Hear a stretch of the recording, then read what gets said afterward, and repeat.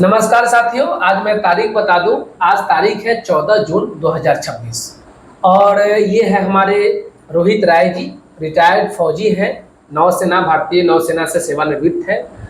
और विगत जो अभी अभी विधानसभा चुनाव समाप्त हुआ है उसमें सोनपुर विधानसभा के लिए ये विधायक के प्रत्याशी भी रह चुके हैं, निर्दलीय प्रत्याशी भी चुनाव लड़े थे, अच्छा पोजीशन में रहे, 4 नंबर स्थान पर रहे और जो मकसद था इनका वो फुलफिल किए। आज चूंकि रविवार का दिन है, मित्र हैं, तो भारतीय विकसित मंच के तत्वाधान में एक सोनपुर में रहार दियर चौक से बगल में ही पड़ता है, तो ये अपना विकसित भारत मंच का ये कार्यालय था जिसका निरीक्षण में हम यहाँ पहुँचे थे। बुलाए थे हमारे फौजी साहब, तो यहाँ पहुँचे हैं। बहुत मुद्दे पर बातचीत हुई है, बिहार के दशा दुर्दशा पर बातचीत हुई है और अभी जो वर्तमान में राजनीति का परिवेश है, भारतीय जनता पार्टी एक तरह से तानाशाही जैसा कार्य कर रही है, तो उस पर भी बातचीत हुई है। और जो अभी वर्तमान में सोनपुर का जो क्षेत्र है, हाजीपुर विधानसभा का क्षेत्र है, और इस तरह से तमाम बिहार के मुद्दों पर बातचीत हुई है। तो फौजी साहब, सबसे पहले तो बड़ा स्वागत है, क्योंकि बहुत ज़रूरत है कि आप जैसे फौजी, ईमानदार, कर्मठ फौजी हमारे पॉलिटिक्स में आए हैं आप, और हम लोग साथ मिलकर कदम से कदम मिलकर आगे बढ़ रहे हैं। तो सबसे पहले ये बता दीजिए कि अभी जो भारतीय जनता पार्टी का जो तानाशाही प्रवृत्ति है, तो लोकतंत्र के लिए ये कितना खतरा है? क्योंकि एक सशक्त विपक्ष भी होना अति आवश्यक है यदि मैं विकसित भारत की परिकल्पना करता हूँ। लेकिन भारतीय जनता पार्टी जो है विपक्ष को एकदम से साफ से खत्म कर दे रही है, सांसद को मिला ले रही है, विधायक को मिला दे रही है, एक तरह से पार्टी को ही खत्म करने पर लगी है। इस पर आपका क्या विचार? सबसे पहले आपको रमेश जी जय हिंद और आपके तमाम दर्शकों को भी जय हिंद। सबसे पहले तो मैं रमेश जी का परिचय बता दूं, ये पेशे से अधिवक्ता हैं और जिंदा दिल इंसान हैं। जब भी और ये वैशाली की धरती से हैं और मैं सोनपुर की धरती से हूं। वो वैशाली की धरती जहां जो ये विश्व के सबसे सफलतम लोकतंत्र का जनक माना जाता है, या इनकी जितनी भी अलायंस पार्टियां हैं, इनका सिंपल से एकदम स्पष्ट नीति अभी है, राजा के बेटा ही राजा बनेंगे। और जिन भी जागरूक मतदाताओं को और जागरूक लोगों को भ्रम है कि हम वोट के बल पे इस लोकतांत्रिक व्यवस्था को बचा लेंगे, वो अभी की परिप्रेक्ष्य में बिल्कुल भ्रम में है। क्योंकि आप निशांत बाबू को देख लीजिए, जो सोने के कटोरे में पैदा हुए थे नीतीश बाबू के घर में, और चांदी के चम्मच लेकर पैदा हुए जी। और उपेंद्र कुशवाहा के बेटे दीपक कुशवाहा जो सोने के कटोरे में पैदा हुए थे, उन्हें न तो आपकी वोट चाहिए और न ही आपका समर्थन चाहिए।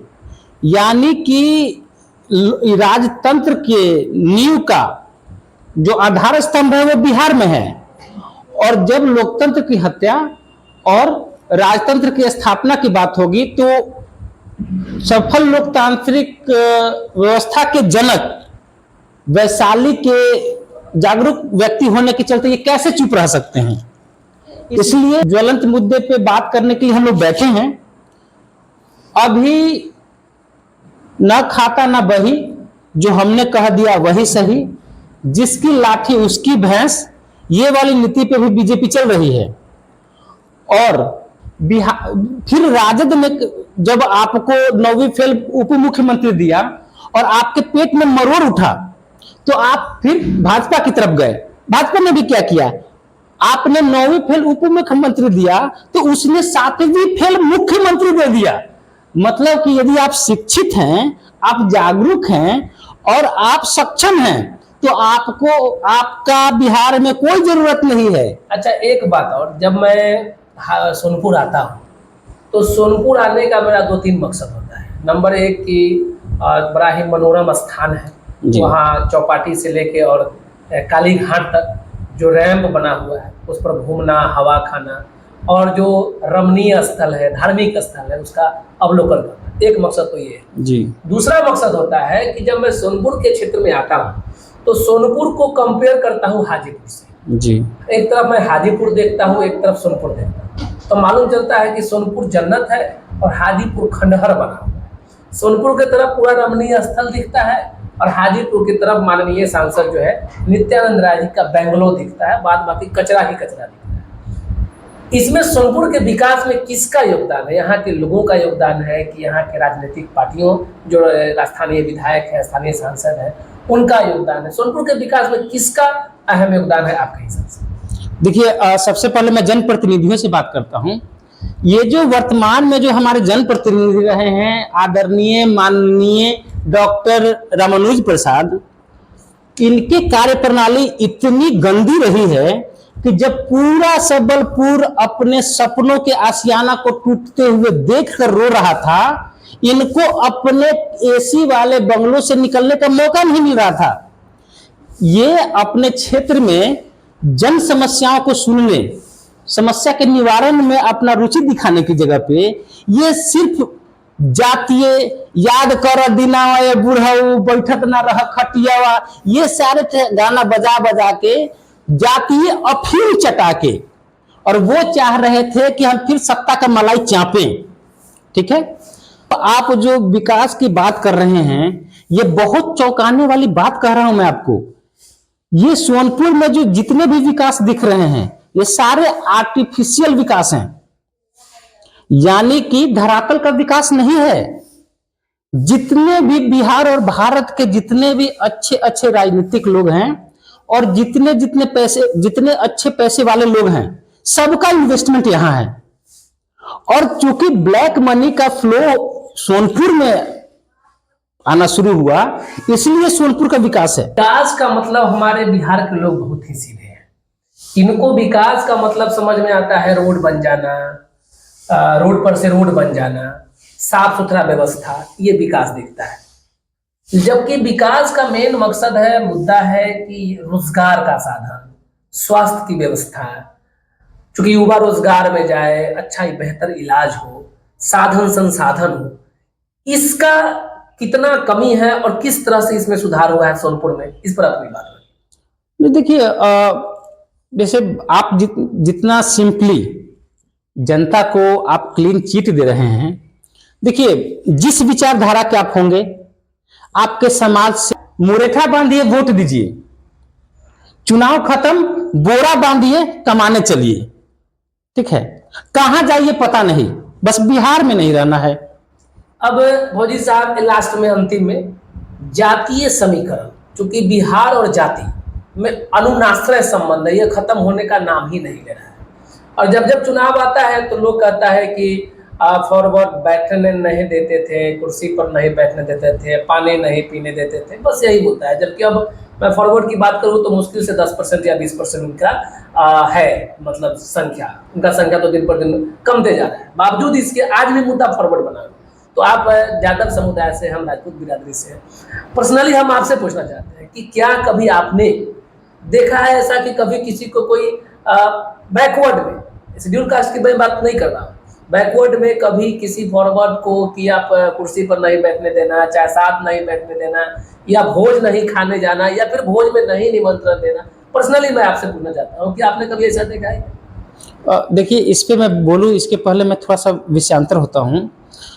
देखिए, जब दो भाई मिलके और अच्छे से आप कमा खा रहे होते हैं ना, तो समाज के कुछ कल्पितों का एक मकसद होता है, उसका आपसे कोई दुश्मनी नहीं है और आप में कोई इंटरेस्ट नहीं है। बस दिक्कत क्या होता है कि आप इतना खुश क्यों हैं। तो चाहे जिस समाज के हो, आप फॉरवर्ड हो, बैकवर्ड हो, आपने देखा होगा आपके यहाँ भी जब शादियां होती होंगी तो मौरी कहां से आएगा? डोन लेके आएगा। फूल कौन लेके आएगा? माली लेके आएगा। दूध कौन लेके आएगा? यादव जी लेके आएंगे। ठीक है, तो हमारी जो संस्कृति रही है उसमें सबका योगदान रहा है।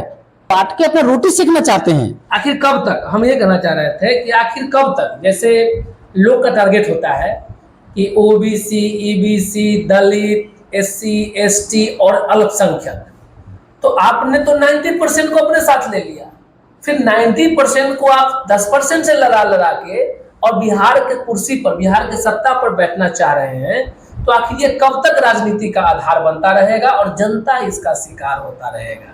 क्योंकि हमारा लड़ाई कहीं फॉरवर्ड बैकवर्ड से है ही नहीं, हमारा तो सिंपल सा मुद्दा है विकास से। हमको भाई आप रोजगार का साधन दे दीजिए, क्योंकि सरकारी नौकरी सबको हो नहीं सकती है। हम क्यों, आप मान लीजिए रोहित फौजी साहब कि हमारे बिहार के बच्चे कितने जाते हैं कमाने के लिए, फिर लौट के नहीं आते, डेड बॉडी उनका आता है। कितना दुर्भाग्य है बिहार का, जो हर तरीके से हम भौगोलिक दृष्टिकोण से संपन्न है, बावजूद इसके जात पात में उलझे हैं और हमारा विकास एक तरह से लुप्त हो गया। बस विकास मतलब क्या, आप रोड बना दीजिए, रोड पर रोड बना दीजिए, नाला के सफाई कर दीजिए, फिर वही नाला का कादो फिर नाला में चला गया, हर साल यही होते रहता है।